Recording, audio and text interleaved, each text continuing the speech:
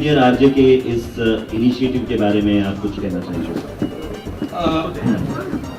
पहले तो मैं यही कहना चाहूँगा कि मुझे बड़ी खुशी है कि मुझे ये मौका दिया गया है कि इस चीज़ को मैं इसका हिस्सा बनूं, जज करूं, ये तो एक बात है, लेकिन इसकी वजह से मैं इतने सारे बच्चों से मिलूंगा, ये सबसे ज़्यादा खुशी की बात है मेरे लिए। मेरे खुद के 2 बेटे हैं, एक 6 साल का है, एक 9 साल का है, और मेरे दोनों बेटे मतलब दिन भर जो मेरे घर में धूम मचती है जी।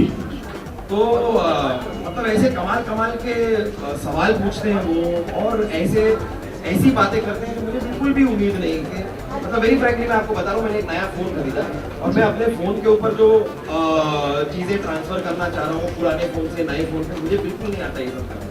डेटा ट्रांसफ़र, कॉन्टैक्ट्स करो, ये करो, मुझे नहीं आता। ये सारा का सारा मेरे 9 साल के बेटे ने मुझे कर दिया।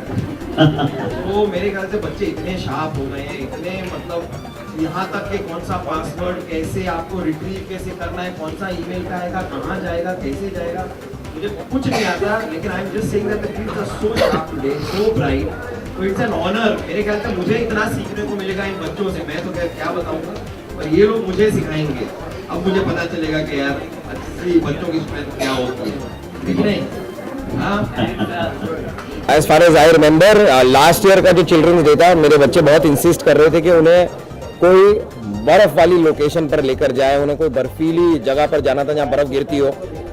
बहुत ही मजबूरी में, क्योंकि मैं बहुत बिजी था शूटिंग में और मैं बहुत ज़्यादा उन्हें कहीं नहीं ले जा पाया, तो मैं उन्हें फीनिक्स मार्केट सिटी मॉल ले गया और वहाँ पे एक बर्फ़ वाली जगह है जो उनके पास एक स्नो फ्लोइंग का एक बड़ा सा कमरा है, तो बस वो दिखा के मैं उन्हें ले आया। It's called snow world I think. तो बस हाँ, मैं बहुत ज़्यादा अपने बच्चों के चिल्ड्रंस डे की ख्वाहिश पूरी नहीं कर पाया हूँ। आई होप ये साल मैं कुछ कर पाऊँ। यार बचपन में ना मैं बहुत ही थोड़ा उद्यमी बच्चा था, मैं थोड़ा ज़्यादा ज़रूरत से ज़्यादा एक्टिव था, जो कि मेरे ख्याल से आजकल मैं जितने बच्चे देखता हूँ ना, आज सब काफ़ी एक्टिव रहते हैं। फिर भी हमारे टाइम में एटलीस्ट इतना तो नहीं था, हमारे पास गेम्स और आईपैड्स और ये नहीं थे खेलने के लिए, फ़ोन्स के ऊपर गेम्स नहीं खेला करते थे, वीडियो गेम्स इतने नहीं खेलते थे। बट फिर भी मैं अपने बचपन में जहाँ तक मुझे याद पड़ता है, बहुत ही एंड टिल डेट एक चीज़ है कि मैं आज भी मुझे बहुत ये सुनना पड़ता है मेरी माँ से और मेरी बीवी से भी। They always keep telling me, Kiku when will you grow up. ये अब तक ये सवाल पता नहीं मुझसे पूछा जाता है, बट आई रियली थिंक कि ज़्यादा ग्रो अप होने की ज़रूरत नहीं है। I think everyone should have a child in you and be as you are, because I think being a child is the most beautiful thing. तो ज़्यादा grow up करने के एफर्ट ना करें। कोई आपसे ये भी कहे ना when will you grow up, और I will never grow up, I don't want to grow up. अच्छा कीकू, ये बिग एफएम के साथ जो आपका इनिशिएटिव था, इसके बारे में प्लीज। यार ये बहुत ही इंटरेस्टिंग है, क्योंकि आरजे ना, being an RJ as a concept also, जब मैं छोटा था तब रेडियो इतना बड़ा नहीं था कि रेडियो के बारे में और रेडियो पे बोलना, एवरीवन यूज्ड टू थिंक कि भाई टीवी देखते थे थोड़ा बहुत तो हर जना एक्टर बनना चाहता था। But today being an RJ is a big thing. आजकल बच्चे एस्पायर भी करते हैं, बोलते भी हैं कि वो यही करना चाहते हैं जो ये रेडियो पे सुन रहे हैं। I want to be like this person, के रेडियो पे इतना मेरे खुद के बच्चे। और आजकल वेरी फ्रैंकली कोई सीडीज वीडीज मैं खुद ही नहीं खरीदता, मैं इतने गाने सुनता नहीं जितना, मतलब मैं गाने की मैं डाउनलोड नहीं करता और मैं सीडीज नहीं खरीदता, सिर्फ रेडियो सुना जाता है। तो मेरे ख्याल से आजकल बिकॉज इतना चलन है रेडियो का, बच्चे रियली एस्पायर करते हैं। और बच्चे आजकल टॉकेटिव तो हैं ही यार, बहुत बातें करते हैं और बहुत ही हाजिर जवाब भी हैं। मेरा खुद का बेटा कितना हाजिर जवाब है, हर सवाल का जवाब होता है उसके पास, चाहे वो बहुत पॉजिटिव जवाब ना भी हो, लेकिन है तो सही। तो I think it's a very nice thing where जो बच्चे रोज करते हैं उसके लिए उनको एक प्लेटफॉर्म दिया जा रहा है, उसमें ही एक्सेल करने के लिए, which is I think brilliant. जिन पैरामीटर्स में मैं बच्चों को जज करूंगा इस चीज़ में, वो वही हैं जैसे मैंने बताया, हाजिर जवाबी, जो कि किसी भी सवाल का जवाब दे दें, जो कि जवाब को सही होना ज़रूरी नहीं है, उसका एक टेढ़ा जवाब भी वो दे सकते हैं, जो कि कभी कभी कहते हैं ना कि ये तो ओवर स्मार्ट आंसर हुआ, लेकिन चलता है as far as you have an answer. तो बातूनी हो, बात करने का बड़ा शौक हो, बहुत बातें करें, साथ साथ में इंटरेस्टिंग बातें करें। जैसे कई बार बच्चे को आप एक टॉपिक दे दो, अब वो टॉपिक के बारे में जानकारी है या नहीं है, लेकिन वो बोलता है और वो बहुत बोलने की कैपेबिलिटी रखता है। मैंने अपने बच्चों में देखा है, मैं मतलब पॉलिटिक्स से कोई लेना देना नहीं, वो एक न्यूज़ में कुछ सुन लेंगे, उसको दोहराएंगे जैसे उनको बड़ा पता है। उनका ये भी मानना है कि सर पापा मोदी जी को आ जाना चाहिए। मैं बोला तुम्हें क्या पता है यार, ऊपर नीचे उन्हें कुछ पता नहीं है, लेकिन मोदी जी को आ जाना चाहिए ऐसा उनका मानना है। तो बहुत ही ओपिनियनेटेड है आजकल के बच्चे, तो बड़ी अच्छी बात है मेरे ख्याल से। These are the two parameters that they have a habit of talking, they like to talk, and plus they are witty, they are smart, they are हाजिर जवाब एज दे से। कॉमेडी विद कपिल एक ऐसा प्लेटफॉर्म है जितने भी कलाकार जुड़े हैं उनको सबको फायदा पहुंचा है। बीच में गलती की थी आपके पार्टनर ने, वापस आ गए। आप सोचना चाहेंगे कि इसके अलावा कुछ करें, जैसे कपिल अब फिल्मों की तरफ बढ़ गए हैं, तो आप इस तरह के चैलेंजेस, इस तरह के ऑफर्स का इंतजार कर रहे हैं? सर पर आप एक चीज देखें, कपिल भी अपनी फिल्म कर रहे हैं, लेकिन साथ साथ में comedy nights with Kapil show हमारा चल रहा है, उसमें भी उतना ही वक्त दे रहे हैं जितना पहले दिया करते थे, उसमें से वक्त निकाल के वो अपनी फिल्म कर रहे हैं। मैं अपने कॉमेडी नाइट्स विद कपिल में से वक्त निकाल कर अकबर बीरबल कर रहा हूँ, या फिर और कोई काम कर रहा हूँ, अगर कुछ जो भी और अलग मैं काम कर रहा हूँ, झलक दिखला जा किया मैंने।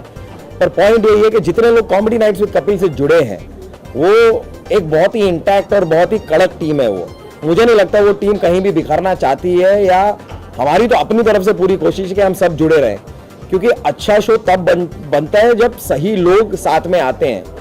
तो ये किस्मत की बात होती है। You know sometimes you also feel के यार ये वाला प्रोडक्ट क्यों नहीं चला, ये शो तो अच्छा था, बट एक जो from the writers to the director to the creative team to the EP to everybody from the production, everyone coming together ना, तो ये I think we are blessed with Comedy Nights with Kapil is a fantastic show। और आप मुझसे ये सवाल पूछ रहे हैं, मैं वही आपसे कह रहा हूँ कि कपिल शर्मा खुद वक्त निकाल के अपनी फिल्म कर रहे हैं। ये शो है और आगे भी रहेगा और हमेशा चलता रहेगा। मैं जितना भी छोटा सा रोल था मेरा, लेकिन फिर भी शाहरुख खान एक बहुत ही अच्छे प्रोड्यूसर हैं। मेरा बहुत लंबा काम नहीं था, मेरी एक दिन की शूट थी, लेकिन जितनी भी थी जब मैं वहाँ पर पहुँचा, Shahrukh Khan has great regards and a lot of respect for comedy nights with Kapil the show. वो शो के बारे में बहुत बातें कर रहे थे। मेरे को याद है जब मैंने शूटिंग की थी तब वो और कलाकारों को जिन्होंने कोई शो पे आए थे कोई नहीं आए थे, तो जिनको अगर जानकारी नहीं है उनको भी ये बता रहे थे कि how comedy nights with Kapil is an international standard show.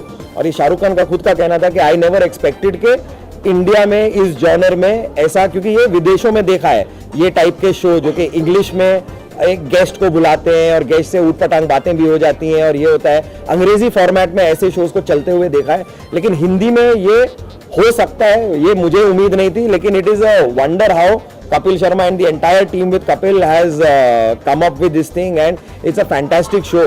और मुझे याद है शाहरुख खान मतलब डिटेल में कि इसके बाद इनकी एंट्री होती है, उसके बाद दादी आती है, पलक आती है, नहीं ये गुत्थी, उनको नाम के साथ पूरे शो के बारे में पूरी जानकारी है और वो बहुत बहुत पसंद करते हैं इस शो को। So and plus he was a fantastic producer यार, बहुत ही लैविश और रिच तरीके से। मैंने तो महबूब स्टूडियो में यहाँ बैंड्रा में शूटिंग की थी, पर एक बहुत ही अच्छे प्रोड्यूसर है वो। दुबई में आपने शूट किया, दुबई का कुछ खास कुछ अलग हुआ वहाँ पे शूट के दौरान? सर दुबई में वही है कि हम इतना एक्सपेक्ट, ऑब्वियसली पॉपुलैरिटी हम जानते हैं शो की कितनी है, लेकिन फिर भी हम इतनी उम्मीद नहीं करते कि यार हमें धक्का मुक्की में रियली बाउंसर्स की जरूरत पड़ेगी लोगों को कंट्रोल करने की, जो कि बम्बई में हम जिस तरह आपने देखा है मॉल वॉल में भी हम घूमते हैं क्योंकि बम्बई में रहते हैं, तो शायद यहाँ के लोगों को फिर भी देखने की आदत है। दुबई में अचानक रियलाइज हुआ कि how famous and how big the show is. The show is huge. 4000 की कैपेसिटी थी ऑडिटोरियम की। ऑडिटोरियम के सारे टिकट्स तो बिकी गए थे, साथ में लोग बाहर खड़े थे जो टिकट्स उम्मीद में थे कि उनको और टिकट्स मिल जाएंगे, लेकिन 4000 लोग तो ऑलरेडी, और जो एकदम फ्रंट रो का टिकट था वो आई थिंक मेरे ख्याल से 1000 दिरहम का, जो कि करीब समझो 17-18 हज़ार रुपए का टिकट है, वो तक बिक रहा है।